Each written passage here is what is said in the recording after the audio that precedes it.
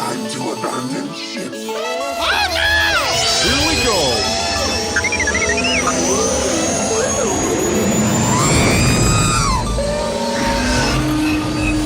Can I persuade you to join us for a drink? It's a tradition. Here, here. Jar Jar, homie, my main man, quickly. Before the Separatists attack, get into the escape pod. Hey! This is escape, then we're the pod.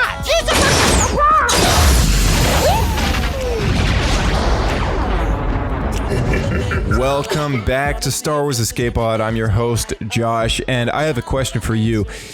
If someone came up to you and asked, I just watched Star Wars for the first time, and I still don't understand the Force. What is the Force? How does it work? What are all these different sides of the Force, and what does it mean, right? Well, you could just go and re-quote Yoda, Obi-Wan, Qui-Gon. You could re-quote all those people, or you could listen to this episode right now on Star Wars Escape Pod and learn all about the different sides of the Force as we break down one of the most mysterious energy fields in a fictional story ever. Let's do it.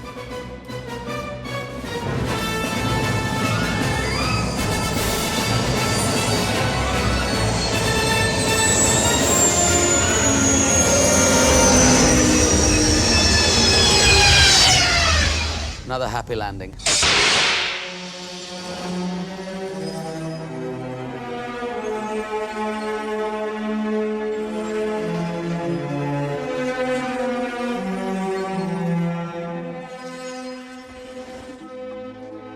Strong this planet is with the Force.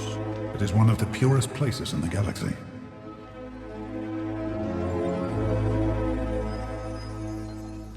How are you here? I am a manifestation of the Force. A force that consists of two parts. Living beings generate the living force, which in turn powers the Wellspring that is the cosmic force.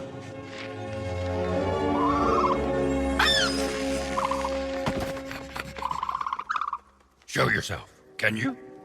I cannot. My training was incomplete. All energy from the living force, from all things that have ever lived, feeds into the cosmic force, binding everything and communicating to us through the Midi-chlorians. Because of this, I can speak to you now. See the future. You can. I exist where there is no future or past. Know you, who the Sith Lord is. I can only show you a place where the answers will be revealed to you.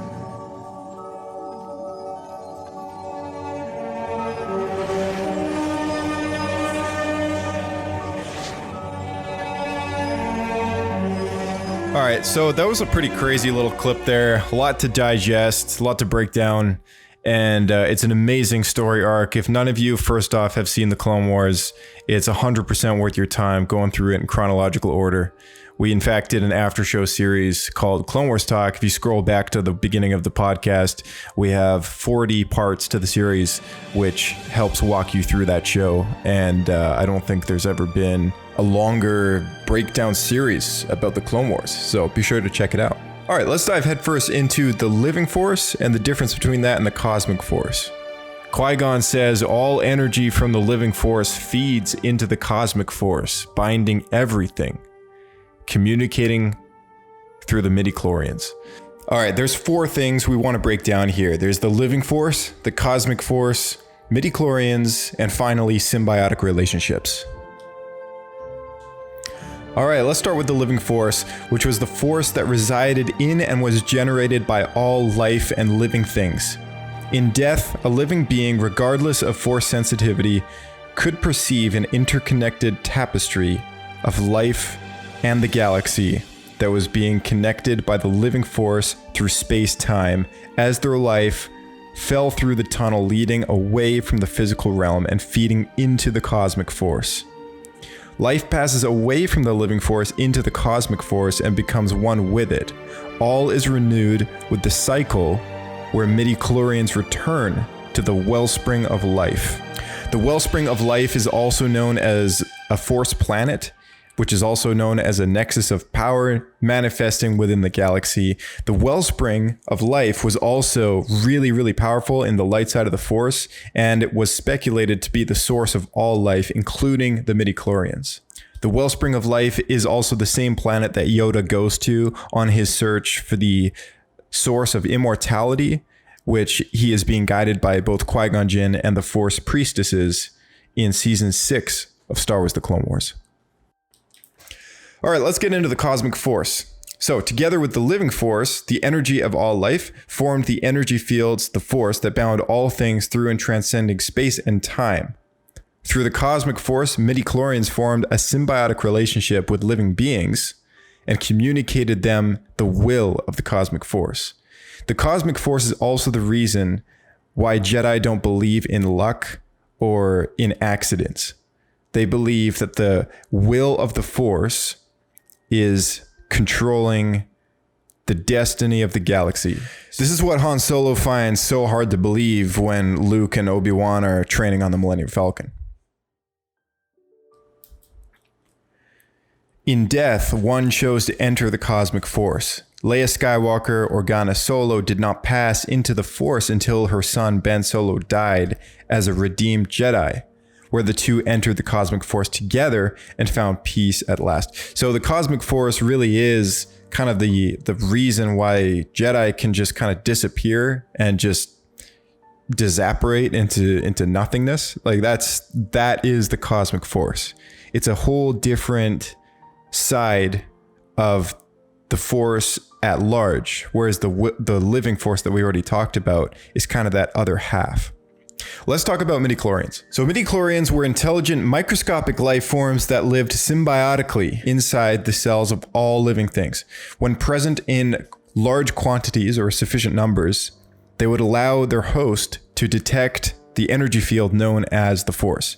Midi-chlorian counts were linked to potential in the Force ranging from normal human levels of 2,500 per cell to a much higher level of a Jedi. The highest midi-chlorian count ever is over 20,000 per cell, belonging to Jedi Anakin Skywalker, believed to have been conceived by the midi-chlorians, also referring to the prophecy of the Chosen One. In Legends, midi-chlorians could be influenced by the Force to create new life, a technique developed by Dark Lord of the Sith, Darth Plagueis himself. There was even a possibility that they could induce conception in a human. Anakin Skywalker, of course, as we mentioned, believed to have been conceived by the midi-chlorians itself, with no biological father. This was considered impossible by many Jedi. However, the idea received only shock when it was proposed to the Jedi High Council, as if they never believed that it could happen. Midi-chlorians I actually think are really great, but it's worth talking about the controversy. Some fans do not like the idea of midi-chlorians and feel like it removes the mysteriousness or the spirituality of the Force as an element in the Star Wars galaxy. And I've always felt differently. I've always felt that it has nothing to do with the living force and the cosmic force, which in itself is still ever present. I've always thought that it is a great explanation for how the Jedi are not only just so limited in the original trilogy era, but why Luke is so strong in the Force, why people like Darth Vader are so strong in the Force, and how only some people can be a Jedi in the first place. That doesn't mean that the Force doesn't have an impact on other people's lives, because the midi-chlorians are ever present in all life. Chirrut Inouye uses the Force as a blind man to see and to fight like a master martial arts guy. Poe Dameron uses the Force to be an excellent pilot. So does Han Solo, unknowingly that he's doing it, but he is. There's a lot of connection between the cosmic force guiding the galaxy forward and the physical presence that that force has upon living beings, and the connection to the living force. That link, that gateway, is the midi-chlorians. Master, what are midi-chlorians? Midi-chlorians are a microscopic life form that resides within all living cells. They live inside me. Inside your cells, yes. And we are symbionts with them. Symbionts? Life forms living together for mutual advantage. Without the midi-chlorians, life could not exist, and we would have no knowledge of the Force. They continually speak to us, telling us the will of the Force. The Force? The Force is what gives the Jedi his power. It's an energy field created by all living things. It surrounds us and penetrates us. It binds the galaxy together. All right, so George Lucas loves telling us the story of symbiosis, symbiotic relationships. I mean, there's 3 big key examples in The Phantom Menace for symbiotic relationships. We're going to start with the first one, which is the political side. The symbiotic relationship in The Phantom Menace being between the Gungans and the humans, which live on Naboo together in symbiosis. They share one world. One species lives underwater, the other species lives on land. And that relationship that Obi-Wan describes to Boss Nass, he says, you and the Naboo are connected. You form a symbiote circle. And this is the perfect example of a symbiotic relationship. Without one species, the other would be affected. And even though they hate each other and share one world, they are reluctantly in a symbiosis together. And that's why they end up unifying to fight off the Trade Federation and the droid army, because they know at the end of the day, they cannot exist without the others there. So the other form that it takes place is the form of a master and apprentice. Qui-Gon Jinn is in a mutually beneficial relationship with his Padawan, Obi-Wan Kenobi.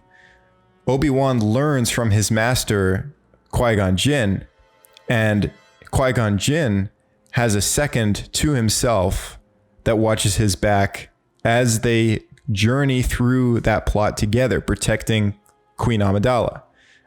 And a Jedi Master without an apprentice is almost like not having 2 halves of your sandwich. It's almost like the Jedi are always kind of in pairs, very similar to the Sith. They always work in pairs. They always work as a duo.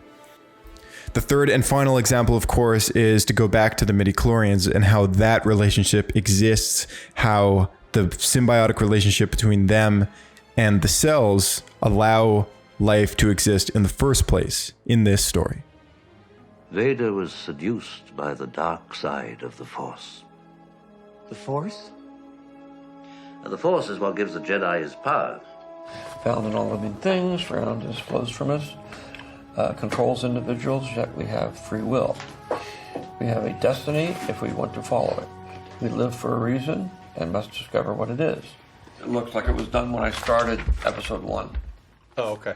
Because it looks like it's referring to episode 1. And a lot of this, like this thing about the Force, you know, in all living things that surround us is really just a capsule of what was said in episode 5. Life creates it, makes it grow. Its energy surrounds us and binds us. The core of the Force. I mean, you got the dark side, the light side. One is selfless, one is selfish. And you want to keep them in balance. What happens when you go to the dark side is it goes out of balance, and then you get really selfish and you forget about everybody, and you ultimately lead yourself, because when you get selfish, you get stuff, or you want stuff. And when you want stuff and you get stuff, then you are afraid somebody's going to take it away from you, whether it's a person or a thing or a particular pleasure, experience. Once you become afraid that somebody's going to take it away from you, or you're going to lose it, then you start to become angry, especially if you're losing it. And that anger leads to hate. And hate leads to suffering. Mostly on the part of the person who's selfish, because you spend all your time being afraid of losing everything you've got, instead of actually living. Where joy, by giving to other people, you can't think about yourself, and therefore there's no pain. But the pleasure factor of greed and of selfishness is a short-lived experience. Therefore, you're constantly trying to replenish it. But of course, the more you replenish it, the harder it is to, so you have to keep upping the ante. You're actually afraid of the pain of not having the joy. So that is ultimately the core of the whole dark side, light side of the Force. And everything flows from that. Obviously, the Sith are always unhappy because they never get enough of anything they want. Mostly their selfishness centers around power. and control. And the struggle is always to be able to let go of all that stuff. And of course, that's the problem with Anakin ultimately is you're allowed to love people, but you're not allowed to possess them. And what he did is that he, fell in love and then married her and then became jealous. And then he saw in his visions that she was going to die. He couldn't stand losing her. So in order to not lose her, he made a pact with the devil to be able to become all-powerful. I am becoming more powerful than any Jedi has ever dreamed of, and I'm doing it for you. But of course, when he did that, she didn't want to have anything to do with him anymore. So he lost her. Anakin, you're breaking my heart. Once you were powerful, being able to bring her back from the dead, well, if I can do that, then I can be Emperor of the Universe. I can get rid of the Emperor, I can do everything. I can make everything the way I want it. And together, you and I can rule the galaxy. Make things the way we want them to be. And once you do that, you'll never be satiated. You're always going to be consumed with this driving desire to have more stuff and be afraid that others are going to take it away from you. And of course they are. Because every time you get two Sith together, you have the master, you have the apprentice, and the apprentice is always trying to recruit another apprentice to join with him to kill the master. Luke, you can destroy the Emperor. He has foreseen this. It is your destiny. Join me, and together we can rule the galaxy as father and son. And the master knows that he's basically everybody below him wants his job. Your hate has made you powerful. Now, fulfill your destiny and take your father's place at my side. The only way to overcome the dark side is through discipline. The dark side is pleasure, biological, and temporary, and easy to achieve. The light side is joy, everlasting, and difficult to achieve. The great challenge must overcome laziness, give up quick pleasures, and overcome fear, which leads to hate. Amen. Now let us pray. All right, so the light and the dark sides of the Force is probably the more common knowledge section of the Force that people are aware of. So we don't need to spend too much time on that exactly. But it is worth noting that the light side of the Force is also known as the Ashla, and the dark side of the Force is known as the Bogan. And in Rebels, there is a new side of the Force embodied in the physical being of a large creature called the Bendu, and the Bendu represents the middle, or the center, or the balance. So Jedi existing within the light side of the Force are there for selfless reasons, of course. They fight for the will of the cosmic force, whereas the Sith fight for their own personal gain and use the dark side of the Force to do it. There's also other practitioners of the Force, Night Sisters being a very third big faction, which use elements of the dark side of the Force to create what's called Force sorcery, which are supernatural techniques, also known as shadow magic. Other Force factions could also include Guardians of the Wills, Church of the Force, or even the Knights of Ren. The Guardians of the Wills are also known as the Guardians of the Kyber Temple, which were a religious order that existed a few years before the invasion of Naboo in Episode 1.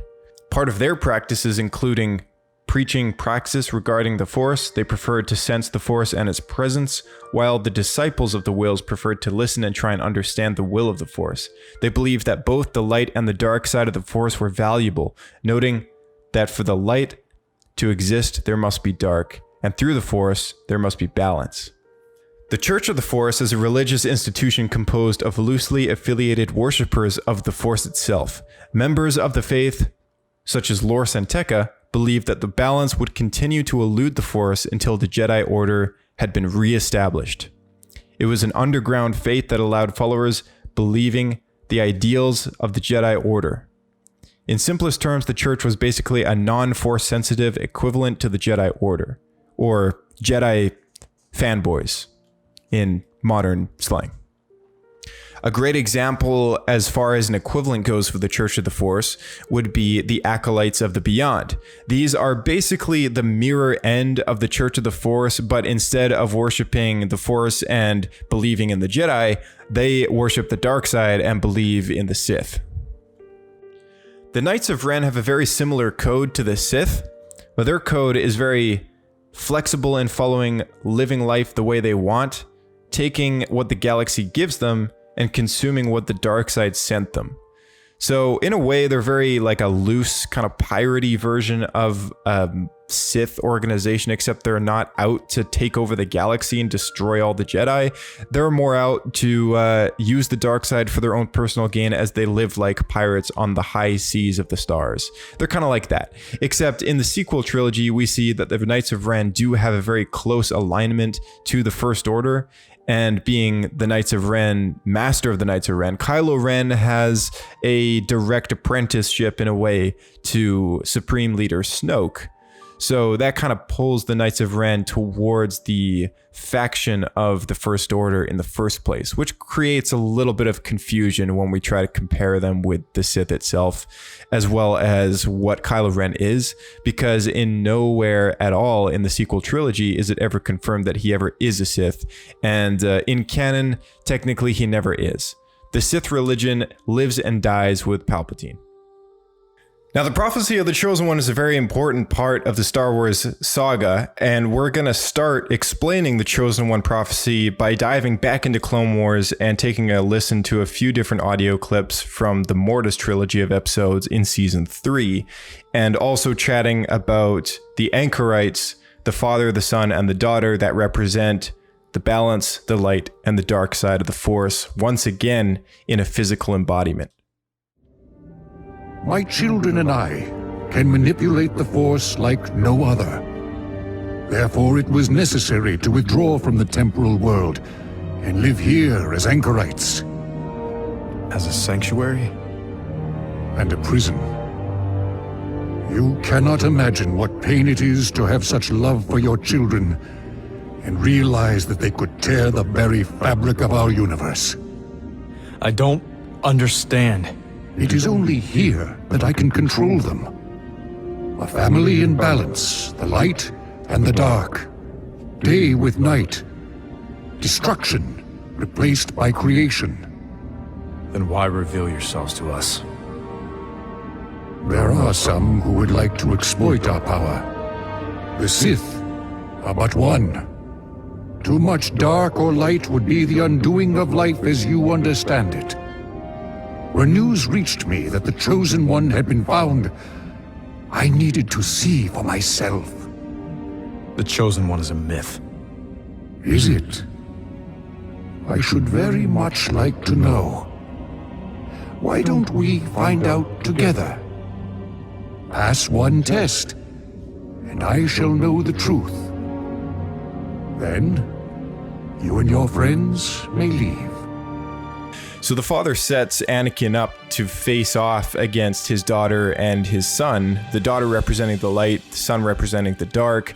They both turn into these giant beasts. The daughter turns into a griffin, the son turns into a giant gargoyle, and he's able to tame both of them with the Force, which is something that Obi-Wan or Ahsoka, who's also present in these episodes, cannot do.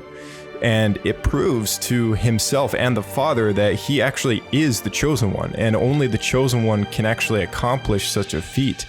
So let's just take a listen to the result of that duel and the conversation that follows.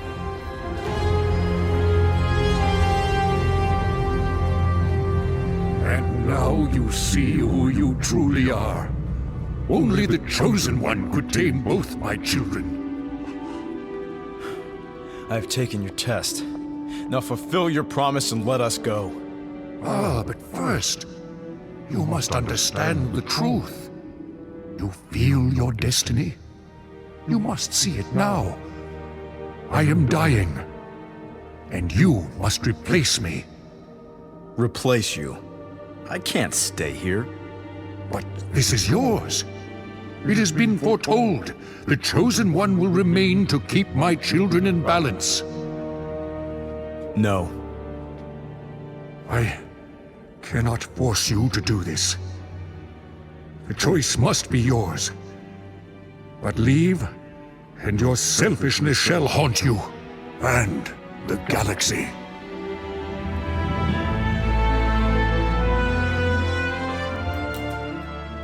All right, so there's one more section of this trilogy we want to take a listen to. I'm skipping over a whole bunch of stuff, but this is a really big one here, which is the last words that the father has to say before he dies. And it's worth watching this trilogy, of course.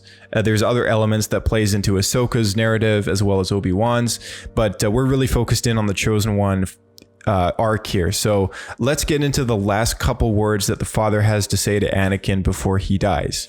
And at this point, both the son and the daughter are dead. And it was a very tragic tale that was told on Mortis, as well as a foretelling as to what was to come.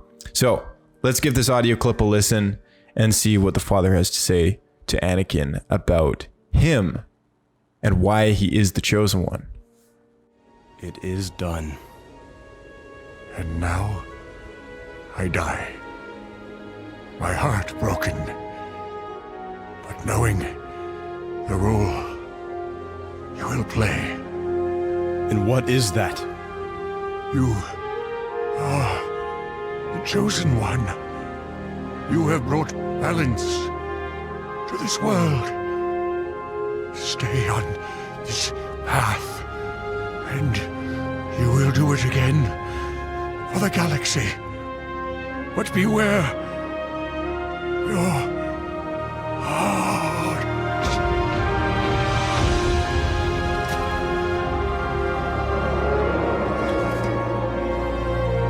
So Anakin was supposed to replace the father on Mortis to control the son and the daughter, representing the light and the dark, but selfishly chooses not to.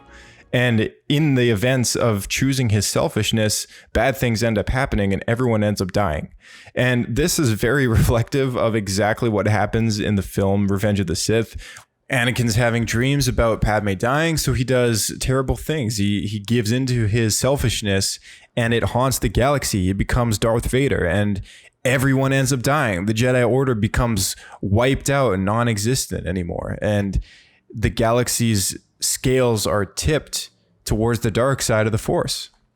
And as a result of that, she ends up dying anyways, and he becomes a monster and more machine than man, quite frankly. So there's a lot of interesting parallels in the Mortis arc that are just amazing, how it reconstructs the Skywalker saga in 3 episodes and tells a very parallel event and also foreshadows an incredible amount of Anakin's journey.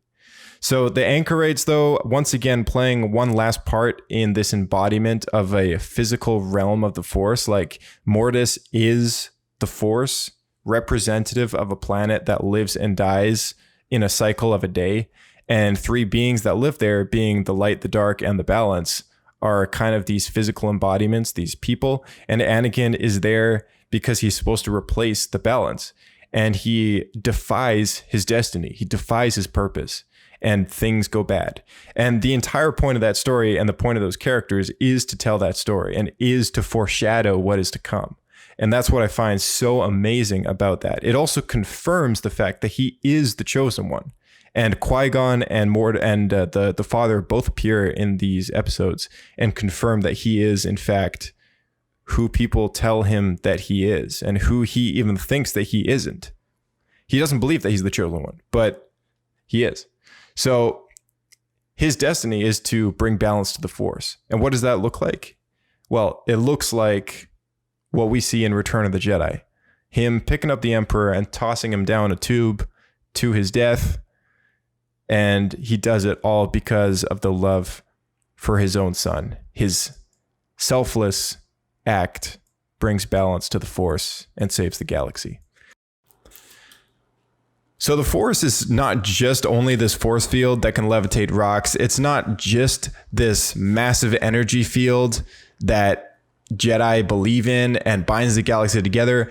As we can see, it is so much more than that. And it has so many more different sides, so many factions. And of course, if you put all the stories that have come out of the Star Wars label together, you'll be able to come up with maybe even a 3-hour podcast episode about the different sides of the Force, including all the Force powers that the different sides of the Force has to offer. It's an overwhelming piece of lore, and it's almost the kind of thing that Star Wars fans are never going to get to the bottom to. And personally, if I'm to say anything about that, I hope we don't.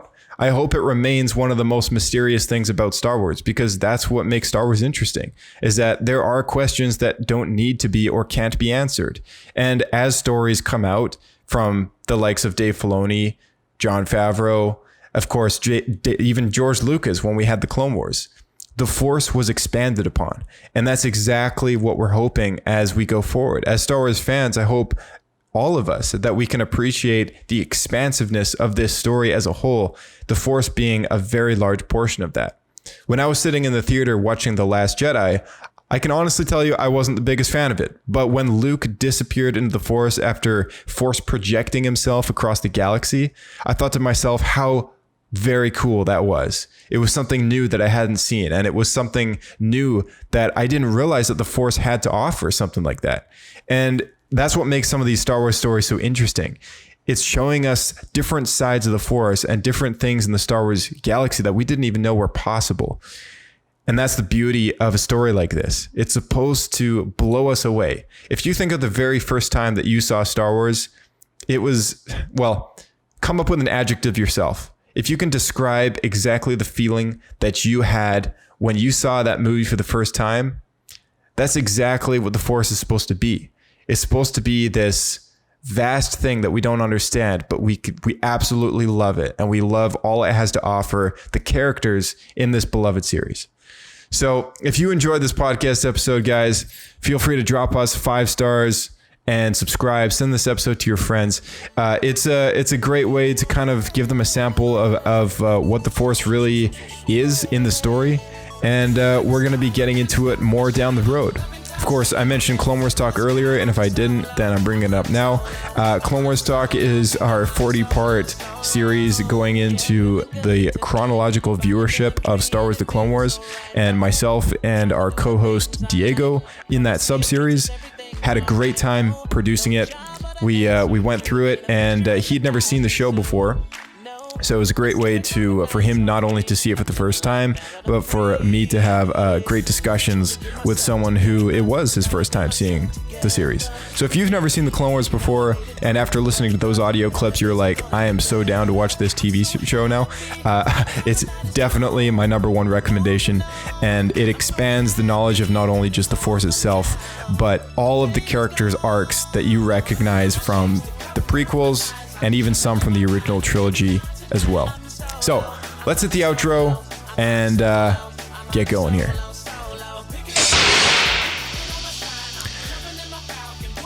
All right, guys, thank you again for tuning in. 5 stars, drop a comment, subscribe, send this episode to your friends. Best way to help us out.